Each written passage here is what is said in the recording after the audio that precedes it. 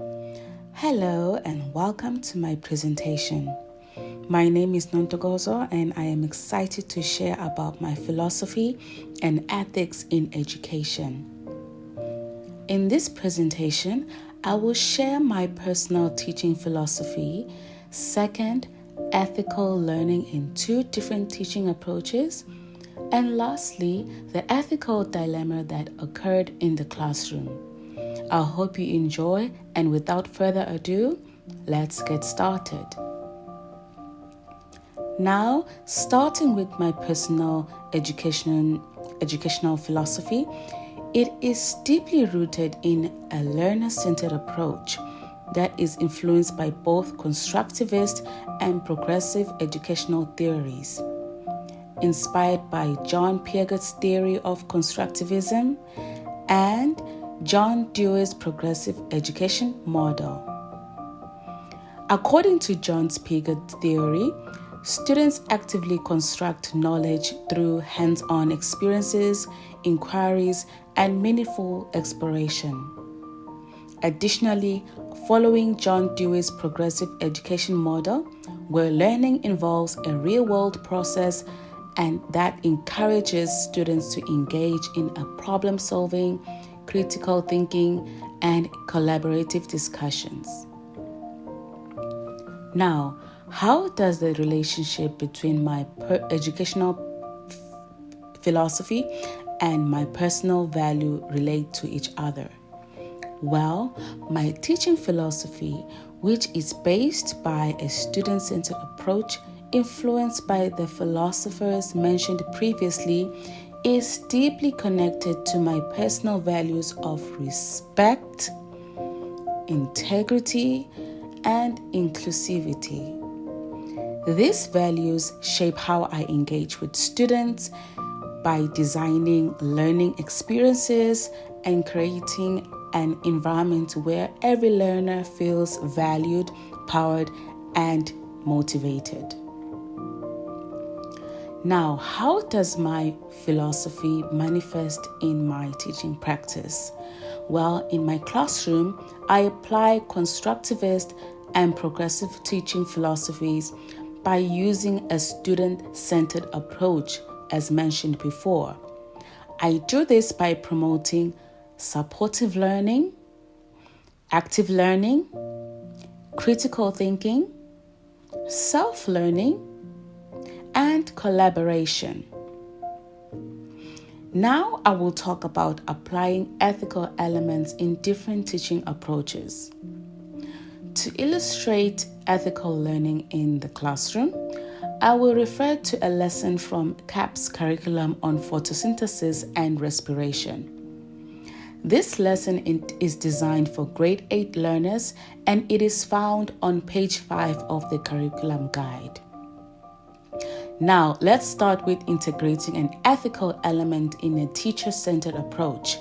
A teacher-centered approach is a traditional instructional method where the teacher plays the primary role in delivering content, managing the learning process, and directing activities. In a teacher-centered activity, the teacher delivers a structured lesson by giving information on the role of photosynthesis in oxygen production and respiration in energy release. Therefore, an ethical element can be applied by introducing ethical principles of human responsibility by highlighting how industrial pollution, deforestation, and greenhouse gases emissions negatively impact plants through reliable resources. Now, we will talk about integrating an ethical element in a learner-centered approach. A learner-centered approach is a teaching method that shifts the focus from the teacher to the student by emphasizing active learning, critical thinking, and student engagement. In this approach, students take an active role in their learning. An ethical element is introducing a collaborative environmental responsibility The ethical element of environmental responsibility is by encouraging students to think critically about human actions and their impact on nature. Now that I have discussed both teaching approaches, I would like to talk about my preferred approach. While both approaches have good points, I still prefer a learner-centered approach because it promotes a deeper engagement and critical thinking. And when students actively explore ethical issues, they develop a stronger moral reasoning and a sense of social responsibility, which is what we need in our community. We are now at the last topic of this presentation, and I would like to talk about resolving an ethical dilemma in a certain situation. But first, let me discuss what is a moral dilemma. A moral dilemma is a situation in which a person faces a difficult ethical decision where two or more conflicting moral principles or values make it challenging to determine the right course of action. During one of my lessons, a moral dilemma arose when I noticed a student being excluded by peers due to personal, cultural, and racial differences.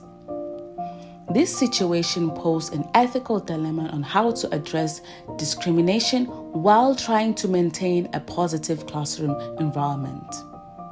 I will explain how to tackle this issue by applying Holmes' 4-step meta model.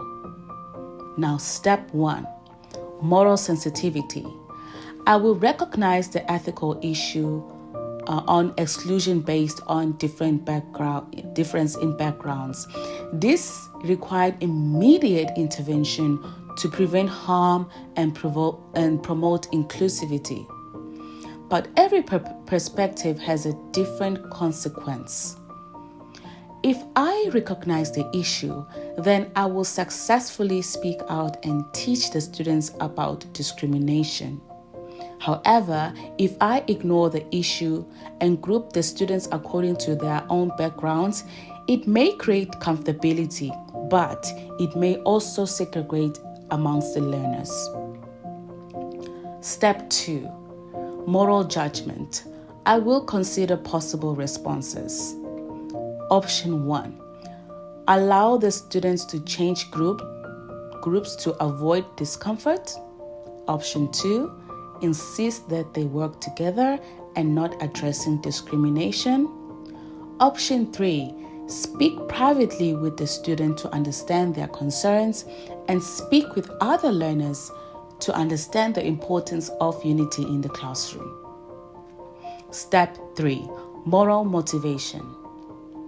My commitment to inclusivity and fairness motivated me to integrate a lesson on diversity and respect, encouraging students to reflect on their behavior.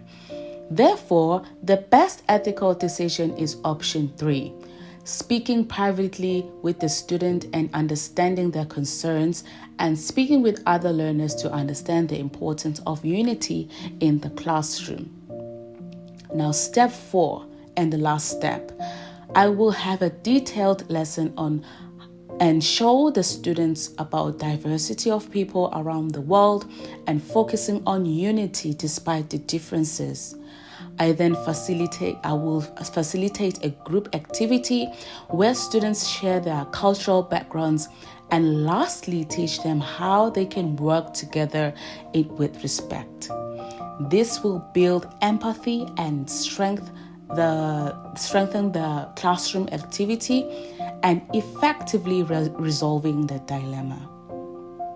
Finally, thank you for watching my presentation on my personal educational philosophy, ethical learning, and ethical decision making. I hope this has provided some value and insights into how ethical values shape teaching practices.